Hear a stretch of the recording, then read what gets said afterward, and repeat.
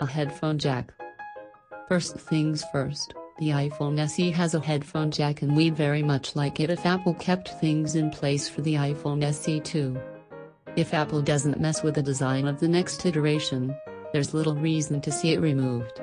However, rumors point to a new look, so fingers are crossed that the 3.5mm headphone jack doesn't get left on the cutting room floor.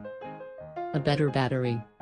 From a value perspective, the iPhone SE is high on the charts if you're looking for a phone that will last you through the day. As we discovered in our in-depth battery test, the SE swept the floor of the other popular iPhone models of the time, like the iPhone 7 and iPhone 6. Its prowess at saving power makes sense. The screen is smaller and its boxy design doesn't force Apple to slim down on the battery in the way that it might for a slimmer, sleeker chassis used with its core iPhone products.